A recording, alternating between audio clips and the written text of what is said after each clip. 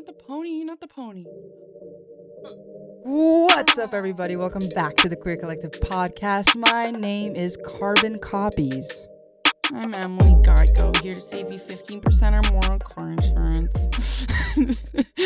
And welcome back to the show. Not so burnt out this time, so No, cheers to that. Good. This is water. Cheers. We're going to talk about bad luck, bad mojo. We're talking misfortune. We're talking trials and tribulations today because we got a lot of them. We got a lot of them. Mm-hmm. We really do. Personally, I've always just had really horrible luck. At least I've felt that way. So, like, I've never allowed myself to gamble. I don't buy lottery tickets. I've literally have never in my life bought a lottery ticket, which to me, I find kind of funny just because I don't even know if you know this, but like my grandfather, he was so obsessed with buying lottery tickets. He would buy multiple every single day. He was like really obsessed with winning the lottery. And then he actually won when I was in preschool. And he won like 1.5 million. Whoa. Yeah. That's a lot. Yeah. And he picked up our whole family. It was really cute. He picked up our whole family in a limo. And he like picked me up from preschool and we went to like the CN Tower and like picked up the big check. I'm gonna try and find the photo because it's really funny because I'm sitting there, I'm like holding a balloon. You were not happy about with being the big in a check. limo? I was like I was always grumpy though. Like I would never smile in pictures. Always grumpy, Emmy. Always grumpy. But yeah, and my dad's girlfriend, I'm pretty sure her dad has also won the lottery. So I know lots of people who have actually won the lottery because a lot of people, I feel like they wouldn't buy lottery tickets because they're like, the chances are shitty, like whatever. And you would think someone who's seen multiple people win the lottery would try to also buy the lottery. But I don't trust myself. Yeah, honestly, I've never won anything either. Like, I don't sign up for a lot of things, like, of chance. But, like, when I do, I never win. I never win. Like, I've never won a raffle. I've never won some sort of, like, contest. I've never won, like, random picks. I've never won, like, Tim Hortons roll up the rim. Really? Not even, like, a coffee or a donut? I've won a coffee, but everybody wins a coffee. You know, it's nothing special. Yeah. So I've never won anything beyond, like, a coffee or a donut. Again, my dad's girlfriend won a bike. What the hell? Yeah. Everyone around me has good luck except for me. Or me. Yeah. So literally combined in our relationship, though, it feels as though our bad luck has doubled because we just have like the worst misfortune situations, especially when we travel. Anytime we've tried to like organize a big date, it always ends up being a shit show in some way. Like, especially when we first started dating, we would try and go on a date, say like to exhibition, and one of us would get sick, we'd have to turn around, or like I would get really horrible period cramps, we have to stay inside after we've gotten all dressed and ready to go. Like something always happens. Even our first date, that was a shit show. What happened on our first date? I forget. I mean, it wasn't really it wasn't a date, first of all. It was just like meeting for the first time, which was like, so we just started off this way and we've never changed it, I guess. That's how our entire relationship started. So it was so random. It was like, what, 1 a.m. Like at night. And the reason that we were both up is because I had just finished really intensive like dance rehearsals. So I was out like with friends, like with my dance friends. Like we were all at a bar, just like eating some bar food and like drinking a few beers. And then so I was like super sweaty and just gross and like all the dried sweat on me. I was stinky. I was wearing all sweats because dance. And then Emily was studying into the wee hours of the morning at Ryerson. Because I had an exam the next day. And I randomly like... And I looked like shit. Like, I was so exhausted. This was middle of exam. So, like, the bags were real. I was wearing sweatpants. I looked disgusting. Like, nothing like my Tinder photo. Just to be clear. Real catfish. And so, randomly, I messaged her because we were messaging each other saying like, oh, wow, like you're at Ryerson. I was like, this is where I am. Like, we're so close. We're like 1 street away. And I was, as a joke, I said like, hey, like, let's meet up. And then she said yes.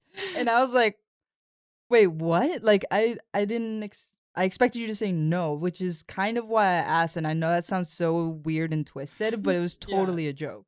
So the reason that I said yes was because you had asked me to hang out multiple times before that. And I was so busy because of exams that I said no. And I was like, oh my God, I really like this girl. And she's going to think that I'm just a huge flake and she isn't going to want to see me anymore. So I was like, okay, I guess I have to say yes.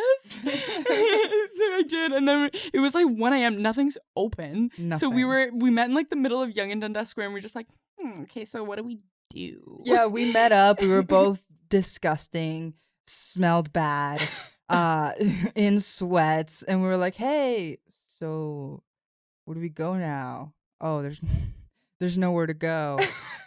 And we just talked. Yeah. But then and then you left. Yeah, well, I had to go. I had an exam the next morning. Yeah, but like that was the weirdest thing. Like it's like, hey, like getting to know each other, asking those getting to know each other questions, and then you're just like, okay, gotta go, have an exam tomorrow. And I was like, okay, Yeah. I don't know. And that was it. And that was the first time meeting. 1 a.m. Both looking like garbage. Talked for a few minutes and then left. I didn't think, and I thought because of that you weren't gonna talk to me again, but we just kept going for some reason. Yeah, we just kept talking, even though the first meeting was really like weird. By anyone's standards was like, A bad okay, date. I probably wouldn't talk to that person again. But we were just like, whatever, I don't care. Anyway, now into like our actually really bad stories, which I just noticed while we were kind of picking which stories we want to tell. A lot of them happen when we travel, which I guess we need to prepare more. We're really bad at preparing for traveling trips, apparently. Yeah. Something always goes wrong whenever we travel. Like Mm. we forget something, or we just don't properly pack, or somebody misses a bus or a train, and we just, everything's always a mess when we travel, which is like, we talked about this a little bit last time, I think, or the time before that. Yeah, so we're just like, that's kind of our brand, where we're just kind of a mess. And we probably need to change our brand. We desperately need a rebrand. We need to rebrand because we are a mess of a brand. Like, not Queer Collective, because that's fire. We mean our personal brands as Laura and Emily, aka Karbon. I love how you're not even calling yourself Karbon anymore. Yeah. So Karbon is Laura's dance name, and that's why I suck at calling you Karbon, because I'm not used to saying it. That's it's like the a alias. stage name. It's the stage name is the alias, but it's also an identity when it comes to dance or just creative stuff. Honestly, when it comes to creative stuff, because maybe like I can get more into it on another podcast as to why I go by Karbon. Be nice. So let's go in like chronological order. I think we should talk about the first time that we went to Cuba. Let's do it.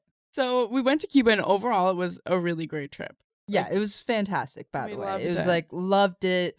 No regrets except for a few. Yeah. So I am just the whitest person ever in every sense possible. Like, my foundation shade is porcelain. See-through. Literally see-through. Translucent. And so I have to wear like 60 SPF. First thing. I'm allergic to literally everything. Like, I'm allergic to grass. I'm allergic to dust. White people things. Yeah, I'm allergic to cats. I'm allergic to everything. So we go to Cuba, and I didn't pack any allergy pills because I'm dumb. I haven't traveled in a while. And I didn't really realize that I would just be allergic to the air. I don't know what I was allergic to. We get there, and the first couple of days are really great, but I feel like it was from the ocean water or something, because on the first day I like went underneath the water and opened my eyes, and then first of all, who goes into the ocean and opens their eyes in salt water? I wanted to see the fish. Who does that? Who thinks that opening their eyes in salt water is a good idea? Like, you were just dumb from the start. You did this to yourself, man. my eyes like started feeling super, super dry. And every day it was just getting worse and worse. Like they were just starting to burn. They were red. And I was like itching them, but I was trying not to. So my whole face just looked really disgusting. Like underneath my eyes, it was all puffy. And we really, especially then, our favorite thing to do was just like setting up photo shoots, like coming up with creative ideas and just taking photos of each other. And because I looked so messed up, we couldn't even do that, which was making me sad. And I was in a lot of pain and we couldn't really enjoy doing that. And it felt crappy. And we tried everything. Like we went to the store that was on the resort and we were like, do you guys have any eye drops? Do you have any allergy pills? They're like, no, you have to go into the city to like go to a pharmacy or something. We're like, okay. We decided that we were going to follow the directions of the lady at the store and we were going to get on the city bus and we were going to go into the town nearby and we were going to try and find eye drops, allergy pills, whatever. And we went, and it took a while because the city bus goes to like every single resort and makes so many stops. And it took us probably like an hour and a half. Like we spent our whole day trying to find eye drops. So we finally get there. We go to multiple different stores. We go to just like touristy kind of like a Shoppers type store, but much smaller, much less stuff. So we go to a store like that. They don't have anything. We go to like an actual pharmacy. There's basically nothing there. The guy was like, "Nee." And then we sat down on the curb and I just started crying because one, I was in a lot of pain, and two, I was like, maybe my tears will make my eyes feel better. She was literally trying on purpose to make herself cry because she thought that would provide like the moisture in her eyes so that she would feel better. So she was trying to make herself cry. She was like, if I just get really sad, maybe it won't hurt as bad. And it was like she was just desperate, which is like, I'm sorry that you had to go through that. Yeah. But also, we didn't know this. Like, we had no idea. But apparently in Cuba, the only way to get like medication is by seeing the doctor. Like, you can't just walk into a pharmacy and like self-medicate, so to speak. But because all they have is like ibuprofen, Tylenol, like aspirin, that kind of stuff. Like very like basic level. And then if you want anything, even eye drops, which I would consider basic, but like very basic. But for them, like in eye drops is like something that's you have to go to the doctor to get. Yeah. And we had no idea that was a thing. But no one there told us. I feel like they probably don't go to the doctor very much. Maybe, I don't know. I feel like maybe a lot of people there don't have allergies. Yeah, I feel like it's a white people thing. And that night my eyes were burning. Like, Laura, you had to go to the buffet. She got some cucumbers. I was like dumping water in my eyes and I was just like crying. I didn't know what to do. I was like, I think I'm going to turn on my phone and call my parents. I don't know what to do. She literally wanted to go home. Like, we had a few days left and she was like, I think we need to finish this trip early. I think we need to book in our flights. And I was like, are you out of your mind, woman? But keep in mind, that's how painful it was. Like, my eyes were on fire. Like, I don't know if I've ever experienced pain that bad. I have a really high pain tolerance. I've broken bones, but it just burned and it was like nonstop pain and like there was no solution. I decided I'm gonna call my dad. Like, I need to figure something out. So I call him and he was like, oh, usually resorts like that, they have a doctor on site. And we were like, huh? No one told us. We're idiots. Also, like someone should have told us that. Yeah, somebody. Hey, it should be in the pamphlet. Actually, it wasn't. It was pamphlet. Probably in the pamphlet. It was in the pamphlet because we were like, "Where's the doctors?" And then we looked at the pamphlet. It's like, oh, it's right there. So we go to the front desk. They tell us where the doctor is, and she like gives me a shot in my butt. She's like, "Wow, you're having like a allergy attack." So she gives me a shot in my ass and then some allergy pills for the road. And it costed like $300, which really sucked. Yeah.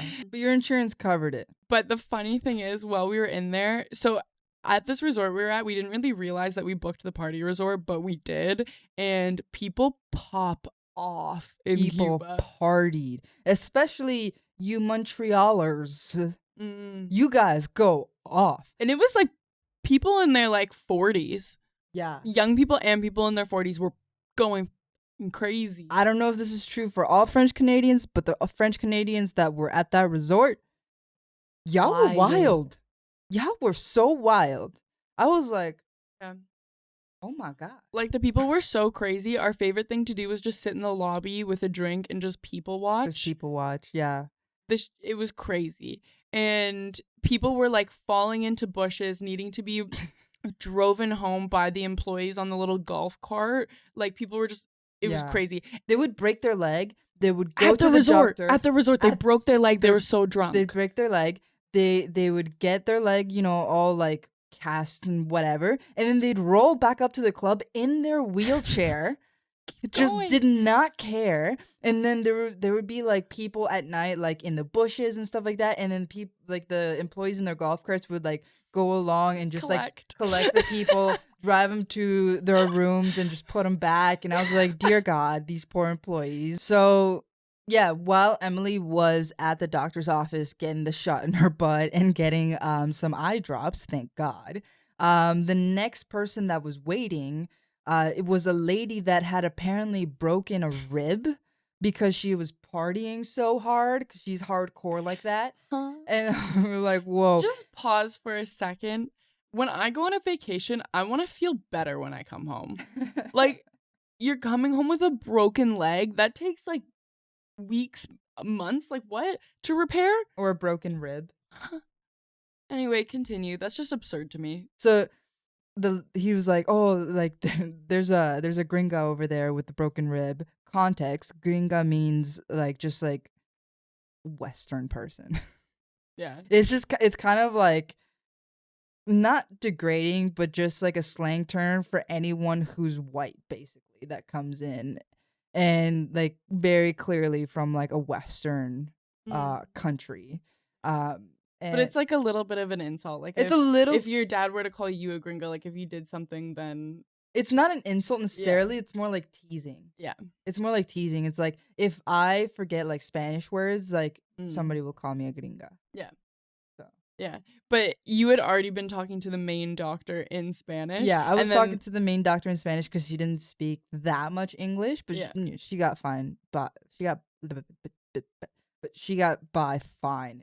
I just to kind of translate and just make sure that we were getting all the full details. I was speaking to her in Spanish. Then the guy, just another worker from the hospital came in and was like, the gringa over there has a broken rib. Like, there she goes off like being an idiot again. And I understood all of it. And then the doctor was like, oh, she speaks Spanish. And he was like, oh, sorry. And I was like, and Laura translated, we all just started laughing. Yeah. So despite all of this happening, we still had a really, really great time. Like, we loved it. And we decided that we were going to go back next year because it's cheap and you still like, it's a beautiful beach. You still have a really great time. The only thing that sucks, like everyone knows, is the food, but you end up kind of figuring out what you can eat. And if it's $500 cheaper, like whatever to me. Yeah. And it's not that bad either. Like people like overly complain about the food, like over exaggerate how bad it is, but it's honestly not that bad. Yeah. So we had zero issues like with the food, except for Emily, who is a snacker. Oh. And in Cuba, there's no Doritos. I'm obsessed. There's just At that Pringles. point, I was completely obsessed with Doritos. I'm like a little bit over it now, but there was nothing and I was going crazy and I like probably spent $100 on Pringles because they only sold those tiny little cans and I was just going nuts. Bring it was down. A full-blown addiction. The second time I was a bit better, but I did bring 2 bags of Doritos. Oh my god, she packed her own Doritos the second time. That's how ridiculous so many she snacks is. And we had to be so cautious about like rationing them. It's so a straight ridiculous. Up addiction. So the second time that we went to Cuba, we packed the chips, obviously, because this crazy over here. We packed all of her allergy medications. We packed like eye drops and everything like that. Everything. Making sure that she's good. However, this time I forgot something. So something that I didn't really realize or like think was going to happen was getting my period.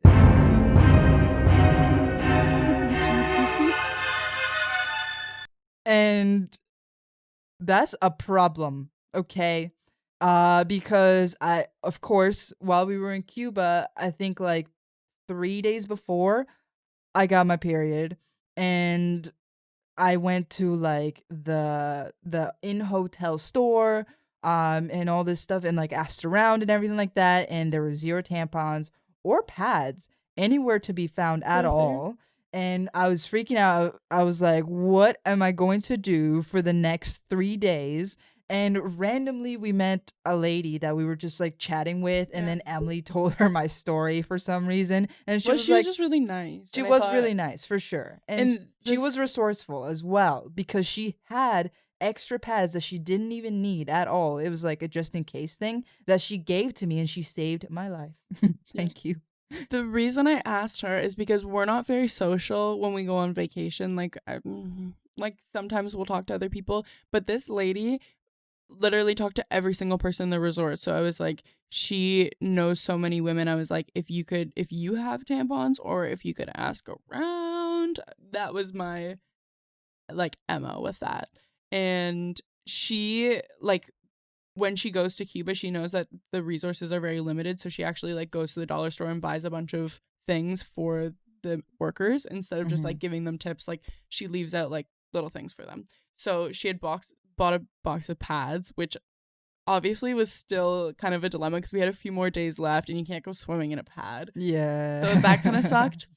But it was better than nothing for sure. So I didn't swim for like the rest of the trip, but it's okay because it was mostly like cloudy and rainy and stormy and kind of cold for those extra 3 days.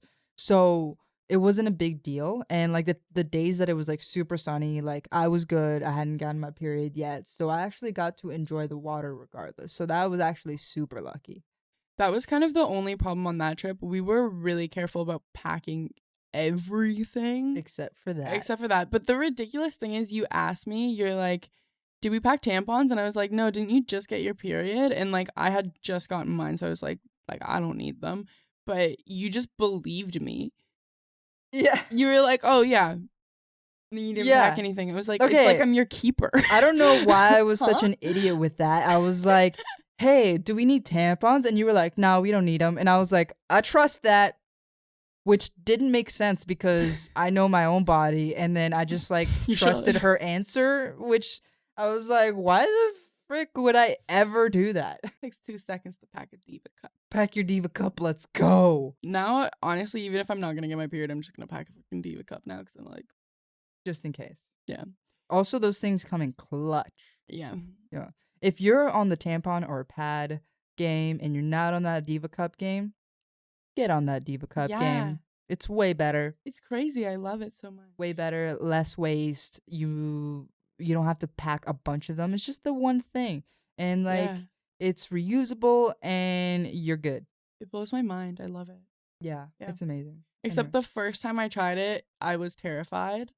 Yeah. I'm not gonna go into it. You're open, but you're not that open. I'm open, but I don't want to like scare you away.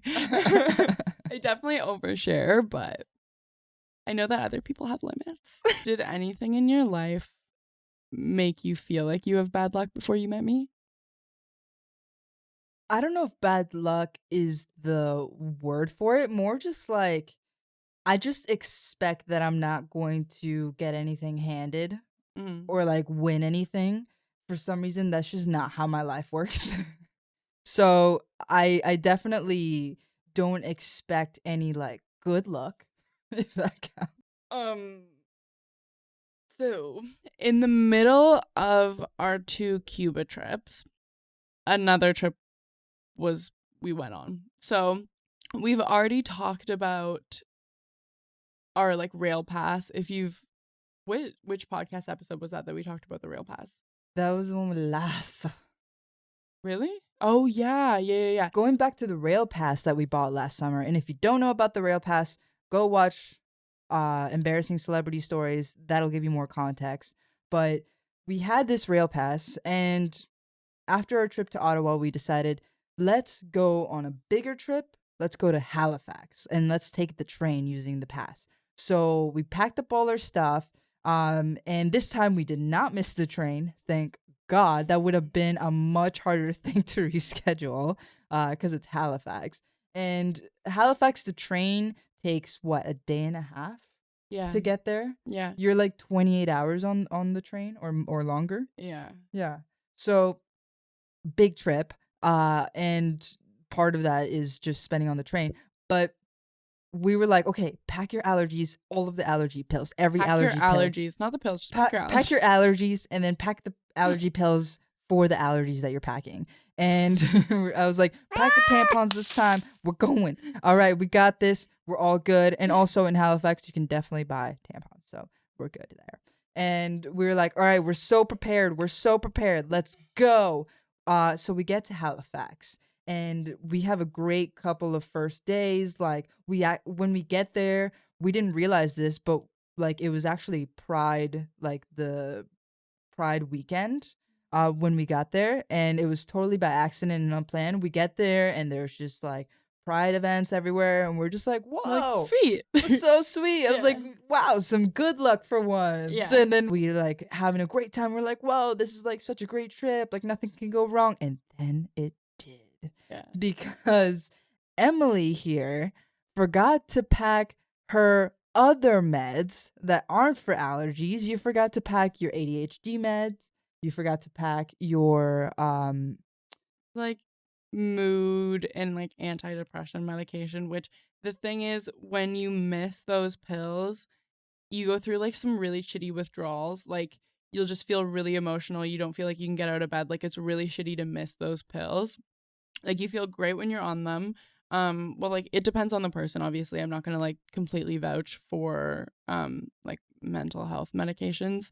It's different for different people, but and it was really challenging for me to get on the right dosage as well. Like it took probably over a year. It's a really hard experience to go through, but working on your mental health is worth it. Just like pause in our conversation because I think this is like an important thing to talk about.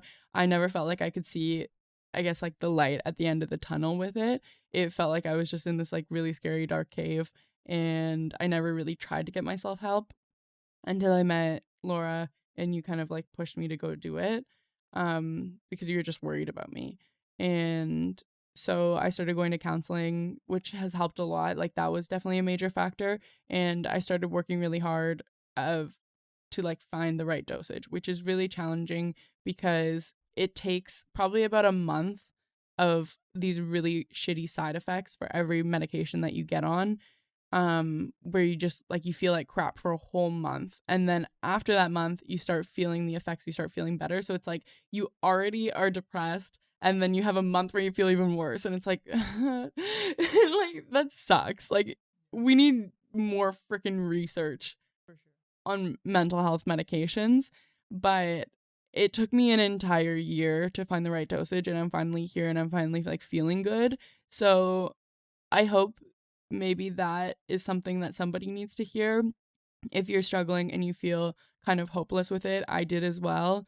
And it's really challenging when you feel like overwhelming anxiety to even just pick up the phone and make yourself appointments. Like making appointments used to be something that really, really scared me. Just yeah, I have really you bad would phone get anxiety. yeah, you get really bad phone anxiety. Like she had such bad phone anxiety that she didn't even want to make like a dentist appointment. Like Mm. you would have in the past, like your mom make it for you because like making appointments just gave you that much anxiety. Yeah, well, my mom kind of in grade 9, which like I don't blame her. It's like a good way to force your kids to be independent, but she like stopped booking all of my appointments just because like I have my own work schedule, like I can book them myself. And I didn't go to the dentist for like 5 years because I was so scared of calling and Yeah. making appointments. And yeah, so I feel like that probably just puts it into perspective. Like I'm just don't like making phone calls.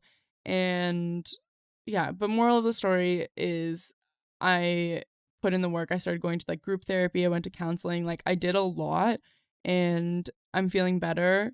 And I feel like I can, like when I notice myself having like negative self-talk and I guess just like being critical of myself, I recognize that it isn't me. It's like it's my critic talking, and like just treating myself better and recognizing when I need to take breaks, which it's also like it makes you a lot more like I've always been compassionate of other people and their mental health issues. Like if someone's telling me I'm going through a hard time and I can't work on this right now, I'm always like, yeah, like take time for yourself. Like I get it, but I would never give myself that same compassion, and I would always give other people advice, but I wouldn't ever follow that advice myself.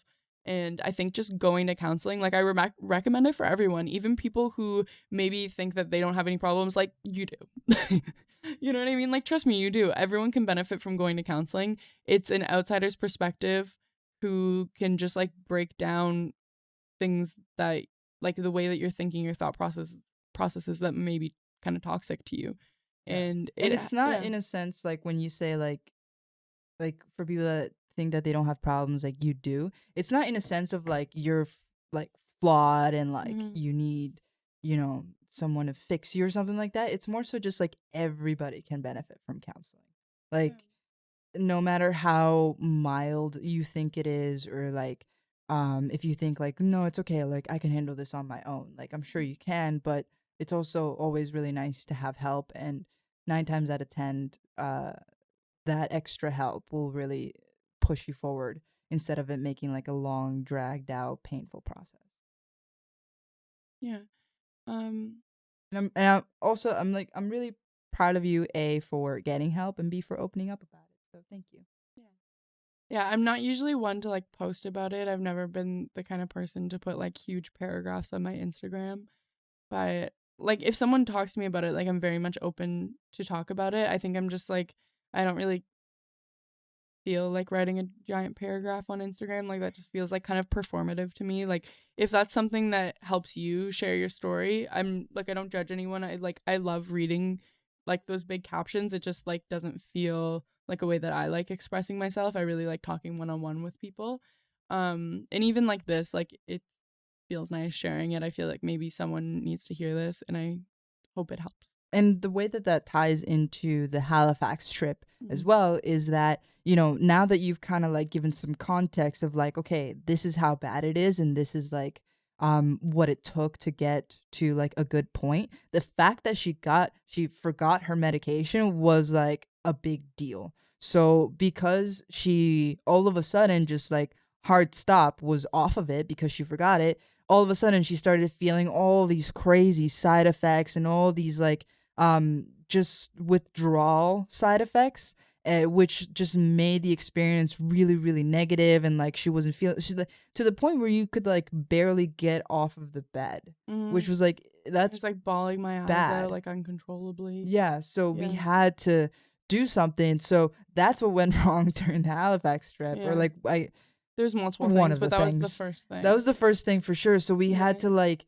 find a doctor and like in Halifax and go to the doctor in Halifax, and we're like, do health but do like Ontario health benefits even work in Halifax? Like we don't know. Let's try it Yeah. out. Like cross our fingers or like just take the L and pay for it. So we Yeah. like went and tried to get the medication and then got it, and like thankfully insurance did cover it. Mhm. But like that could have been a whole thing, and it was a big deal, and that took like a whole day to like figure out, and I Yeah. to the point from figuring it out to the point where we got the medication, that took the whole entire day. So that was a whole day that was kind of like set aside just for that situation, which, if we had just remembered those meds, like it wouldn't have happened. Yeah, and I felt bad because we were only there for a few days and one whole day got taken up by this. And it's something that I'll always kind of keep in mind going forward now, is just like making sure I have enough of everything that I need before I go somewhere.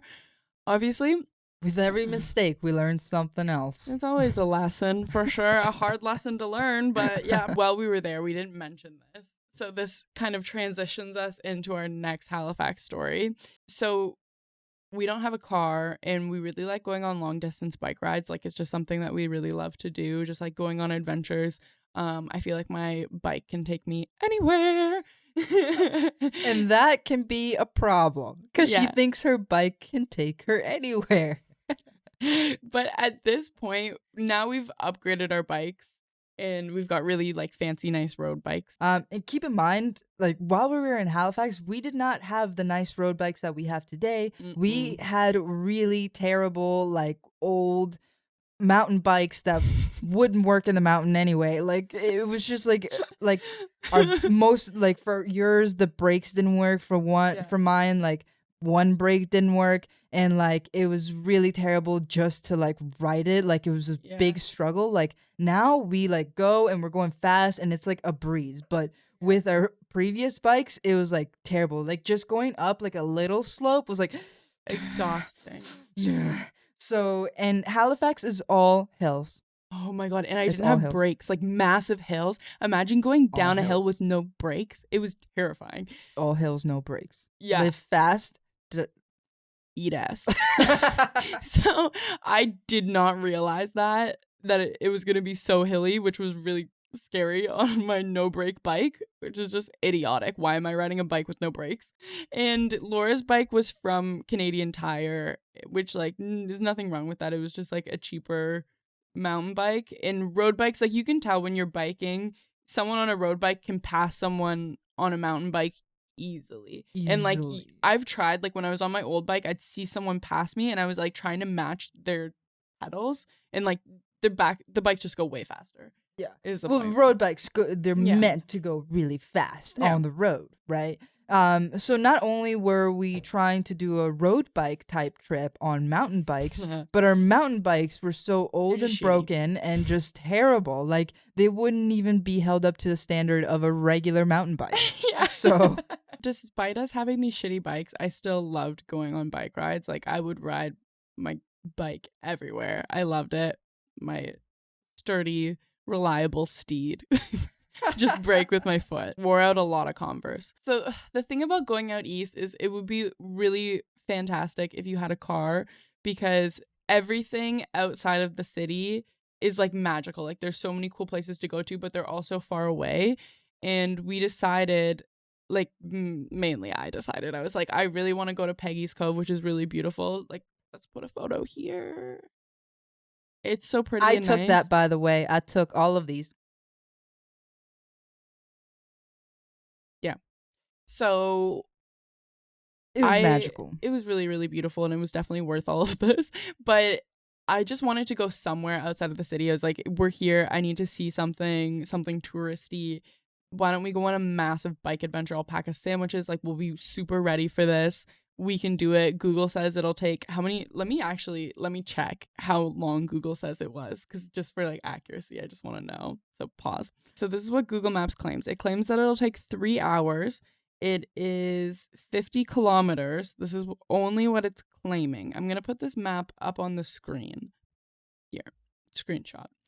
So that's what Google claimed. So I was like, we can do a 3-hour bike ride. Like we can totally do that. So I convinced Laura. You were kind of feeling shitty that day when we woke up already. Yeah, I wasn't feeling too good. I don't know what it was actually, but something about that day, I physically wasn't feeling that great. Yeah. So we started out our bike ride. Everything was nice. We started really, really early in the morning, and we went through this whole path, and then we started getting like taken through a weird suburb area, and we were like kind of confused. But then we come to what looks like a dead end, but Google's telling us to keep going on a road. We're like, where that though?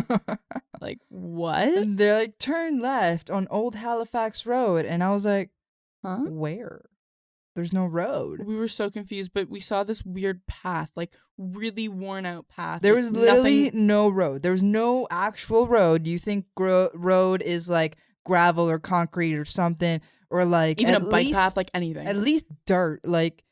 But it wasn't any of those things. It was literally just like a spot within the forest where we came to the dead end that just had like a little bit of a clearing. Yeah. And that was supposedly Old Halifax Road. So we were like, okay. So I was like, let's just keep going. Maybe it's fine. So I forced Laura to go through there, and bugs are attacking us like crazy. Like, instantly. Like the second we walk in there, I probably got like 15 bug bites. And we were just kind of freaking out. But I was like, keep going. Just send it. Like, I'm not turning back now. I need to see Peggy's Cove. I was so determined. So you saw a track which you thought was a bear track, which like maybe, I don't even know if there's bears in Halifax, but it might have just been a big dog track. Who knows? But you got freaked out by that. And then we get up to this point where it just turns into like a swamp. Like you can't get through. There's no more path anymore. It's just swamp. And we're like, huh? Yeah. So this is apparently the road that we're supposed to go through, and there's just a giant swamp in the middle of this road. So I was like, you know what? Forget this. And then like I instantly started turning back, and bolted. I like you ran. Gun it. Yeah, I was like, I'm so done with this stupid path. And I get out of there, and like all the bugs have already bitten me, so I'm just scratching everywhere. And then a random car pulls up to where we are. he sees our struggle. So he was like, you girls need some help? And we're like, oh, like we're just trying to find like Old Halifax Road. Like we can't find it. Google Maps says it's here. And he's like, oh yeah, like that path, that's actually Old Halifax Road. But like if you go through it, you're going to be about like hip deep in water, like for a couple kilometers. And I was like, huh?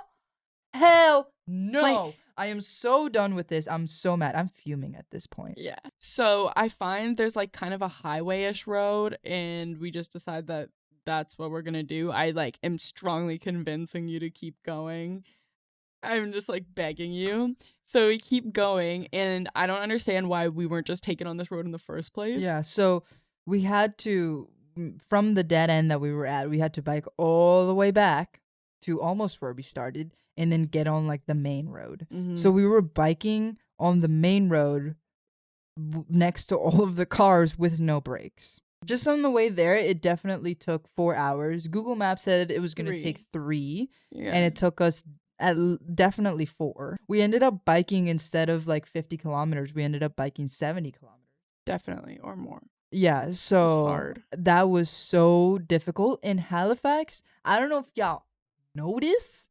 I don't know if anybody here that watches this or listens to this podcast has been to Halifax or is from Halifax, but boy, it's all hills, and it's gigantic. It's not just little hills. It's like you're biking up mountains. This like, it looks like 90-degree angle, and then you're going just gunning it downhill next to the cars, and we're like, I don't have brakes. We end up getting there absolutely exhausted. We looked disgusting. It was we looked terrible. We felt terrible. Like all of our energy was depleted. And we were like dehydrated and like just feeling like crap. So it was beautiful the last little while. I was like so happy biking by everything, and we got there and I was like, we did it. But then I realized that we had to bike all the way back, and it was already very late because it ended up taking us a really long time. Like we left so early in the morning, but we're like, if we're gonna bike back and it not get dark, like we have to leave basically now. Like we got there and we're like, we should probably go back now. But like we were like, slamming my head against the table. But Emily was determined to get the photos that we set out to get. So she was like, no, like, let's change our clothes. Let's put on our makeup in this, like, super big, like, super hot, kind of stinky public washroom next to the lighthouse. We were, like, changing our clothes and try to put on makeup and try to, like, look like we're not dying. We're like stinky and disgusting, and we're just like putting on our nice pretty outfits. We're like then we walk out just looking like different human beings. Yeah, it's like, oh, they didn't just go through trauma. So then we get the pictures. Yeah, they turned out very nice. We get a lobster roll. Then we're like, wow, that's all we have time for. We got to bike back now. So we switch out of our nice clothes. We put on our stinky outfits again. We start biking all the way back, and we know we're in for it. And at this point, our asses are chafed. Our underwear is like inside of us.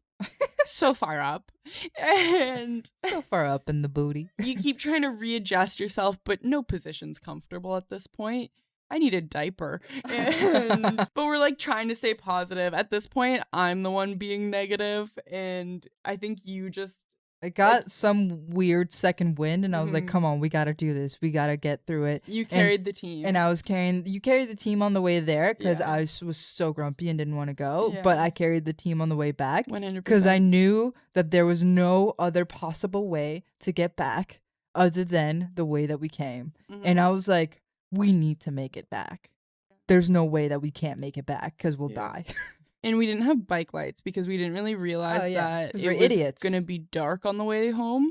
So we knew that we passed a Canadian Tire, and we got to Canadian Tire. We like bought bike lights, and we just kept going, and it got pitch black. And a lot of our trip, there was no street lights. There was nothing. Yeah. And we were on this bike path. For the entire beginning of the trip, of the bike ride, it was through a path in the forest. So there's no street lights in the forest. I don't know if y'all knew that, but there's none. Just letting you know. It's just letting you know, PSA. There's no street lights in the forest. So of course, as you're biking back, instead of that being the first part of your trip, that's the last part of your trip. So we're in the pitch black and we realize, oh shoot, we have to go through this forest because the only other option was to get on the highway. Yeah, literally, like, not even just like a 2-lane fast speed road. It was a highway, like Yeah. 100 kilometers per hour. Like, no bike line. Like, we're not doing that. No way. And I was like, okay, so Yeah. either we go through the forest and we potentially die, or we get on the highway and we definitely die. Probably die. Yeah. So we decide we're gonna go through the forest in the pitch black. And Yeah. our bike lights that we got from Canadian Tire were not very strong. They were like little dinky lights that didn't They didn't light up anything. It didn't light up any. Like, we couldn't see anything in front of us at all. Like, even 1 foot out. Like, it was so pitch black and no moonlight was coming in because of the trees. I have never biked so fast in my life. It was set up so it was like bike path, road, bike path, road. So every time we got to the bike path, we would just go so fast, and then we'd get to the road and we would just be sitting there having a panic attack, like both of us trying to convince each other. We're like, I can't do it, I can't do it, I can't do it. And then the other person's like, yes, you can. And then the other person is like, I can't do it. And then it's just back and forth. We're like half supporting each other, half panicking. Yeah. We're like, no one's carrying the team now. We're so scared. We were so scared that somebody was like gonna come out, or maybe like an animal was gonna come out. So like, and then the way that we lit up the path through the forest, like, we had our phones on us because the little dinky bike lights didn't light up anything, right? So we were like, we need to at least see a foot in front of us. Like, we need to see something in front of us because we're definitely going to run into something if we don't. So we got out our phone lights and I was like, what's yours at? And she was like, 5%. I was like, I'm at 3. And then we were like, all right, turn on your flashlight.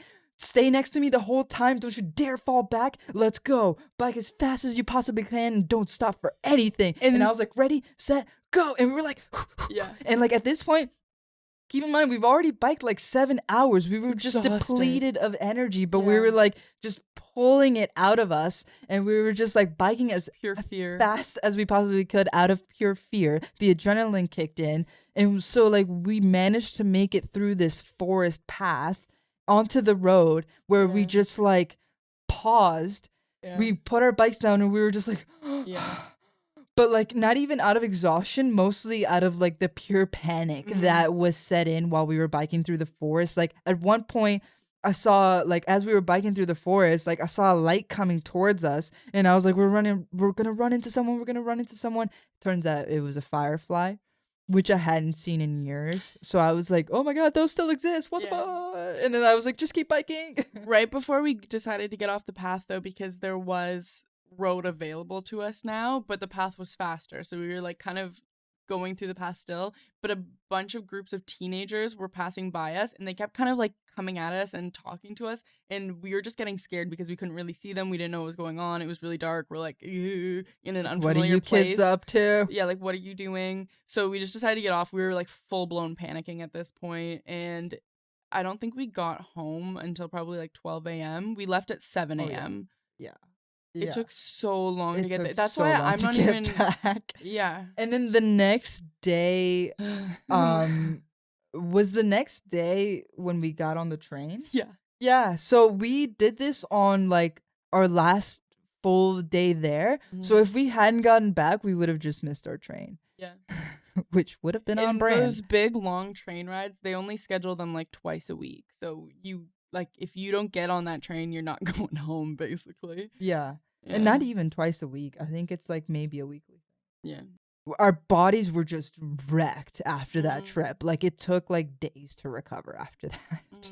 We were like one of those people that were like, let's go run a marathon, but we never trained for it. Like, that's what this felt like. Let's go climb Mount Everest. But just never trained for it. And that's exactly what we did here. We were just like, let's just do this 8-hour trip. It's fine. We never trained for it. Like, had the worst bikes available and somehow managed to survive. I won't lie to you, though. I would do it again. Sure. Pow! Like, despite all that stuff happening, I still had a really great time. Maybe we'll drive next time.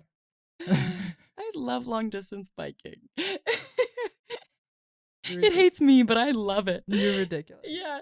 You're so ridiculous. The thing was, though, I would recommend taking the train, like the Via Rail all the way to Halifax or like all the way to BC. Like I was scared because I have really bad ADHD and I can't sit still very long, and you have to be in your seat basically for like a full day. But the thing is, you can get up, you can walk around. It feels like really cute and fun. So we took an edible and we were watching like Planet Earth or something along those lines, and we were just so high, and there was nature outside of us and there was nature in front of us, and we were just cuddling. It was beautiful. You remember that? Yeah. I loved that. That was like one of my favorite parts of the trip. And on the way back, we got ourselves like a full extra large pizza. We got snacks. We like got ourselves some beer, so we didn't have to pay for the expensive train beer. We packed on the way back. Like on the way there, we weren't really sure of like, is this enough food? Is this too much food? And then we realized it's never too much food. No. So we got like an extra large pizza for the way back. We got snacks. We got beer. We even got wine. Like we had so much food on deck. It was actually chef's kiss. We planned it out like it was just a really fun sleepover. Yeah. And it was the best. It was I would recommend it. And at every stop, like every major stop, they let you get off of the train and like stretch your legs. So we'd do like a little bit of yoga. Like they'd stop for probably like 5 or 10 minutes. But another funny story, on the way back, we were desperately trying to fall asleep. Like we were exhausted. And like I cannot sleep sitting up like this. Like, who can do that? Can you do that? No, I sleeping upright is not a comfortable thing at all, and it's not something that you can do for a full night. So we were like walking along like the train, like all the aisles and everything, and then we see some inspiration. We see like one kid on like the seats, one kid sleeping along like the 3 seats, and then another kid under all of those seats, because there's like on the seats there's this like part that like there's the ground here, but then like directly under the seats there's this part where you can it slopes, and that's usually meant for luggage where you can just put in all of like your suitcase and whatnot. But they used it for the kid just tucked into that slope and just was sleeping under all of the seats, and it looked comfy, so Emily decided to try it. I was like, if a small child can fit there, a 5'8" large woman can fit there, I think. So she was like, I've done the math and it adds up. She's like, I'm gonna go sleep under the seats. I was like, you enjoy the seat up here. I was like, okay. So you were sleeping great. And at this point, we were really high. Like, we again took an edible because it was just like, I'm gonna enjoy my trip. I'm gonna take an edible. I'm gonna relax. I'm gonna enjoy myself. So I was extremely high, probably on the verge of manual breathing. So it's like a fine line. You're like very, very high, and then it just right there, manual breathing, you know, where it's just like panicking. Where you're just like in out, out. Yeah. In, out. Yeah. It's like, if I don't say it every time, will I keep doing it? Am I gonna suffocate? Will my body remember?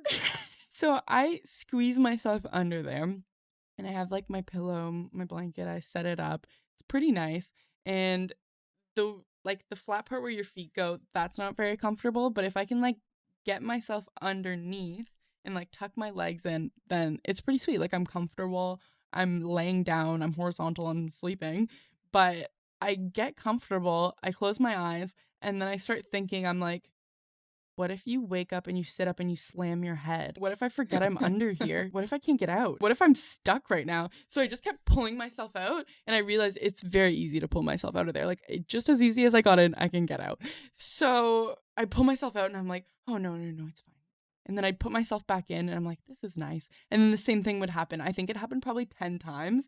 And I was like, in, out, in, out. I was just panicking. I'm like, no, this isn't okay. I'd get myself out, and I just keep forgetting because I was so high. Yeah, you'd be like sleeping. You're like, no, this is good. You'd be like, what if I can't get out? Yeah. And then you test it again. You're like, oh, no, I can still get out. And then you go back to sleep, and you're just like, wait, can I still get out? Yeah. You test it, and then you're like, no, it's fine. Yeah, and then I came up, I was like, I can't do this. And how did we sleep for the rest of that night? I think it was just like, I think some people started getting off, so then some more seats yeah, opened up. yeah. So we just took 2 rows Yeah, for so we ourselves. took some undesignated seats Mhm. for ourselves because some people were starting to get off over the course of the trip. So that kind of worked out there. Yeah. But for Yeah. a while, you were just like panic sleeping. Didn't sleep at all. It's just panic. Just panic, no sleep. If there's any morals that we've learned from these stories, is prepare all your meds. You gotta do it, kids. Mhm. Don't take terrible bikes on biking trips. Yeah. Invest in yourself. If you're planning on that being your only mode of transportation, treat yourself. Yeah, maybe you shouldn't do 2. what we did. 2. Yeah, if you're not going to buy yourself a car, at least get yourself a nice Get bike. at least a nice bike. Don't take your broken down bike that doesn't have brakes to Halifax. Don't do it. And then go on an 8-hour bike trip. Get some nice bikes. Yeah. Number 2, bring your Diva Cup everywhere. Just That's bring number it. 3. Right, 3. 1, 2, and 2 again, right? Bring your Diva Cup. If you don't got a Diva Cup, go get a Diva Cup. Just go get one. And then number 4, smash the like button for the YouTube algorithm. And also Algorithm. Algorithm. Algorithm. Algorithm. Algorithm. Algorithm. Algorithm. Algorithm. Oh. Algorithm. Algorithm. Yeah, so hit the like button. So hit the like button and subscribe. Hit that notification bell so you know when we post that. Yeah. And tell your moms. Yeah. Tell your moms. Tell your moms. Tell your moms. Tell your moms about the podcast, or tell your friends' moms. Tell your grandmoms. Tell your friends' moms. Tell your siblings' moms, which is also your moms. Yeah. Tell all the moms. You just pick a mom. Tell the mom. Pick a mom. Tell the mom. Pick Tell all any the mom. moms about the podcast. Tell your moms. Share the podcast. Help us. Share the pod. Tell your moms. Yeah. Don't be afraid to comment. Don't be afraid. Yeah. We'll see you in the next pod. Peace.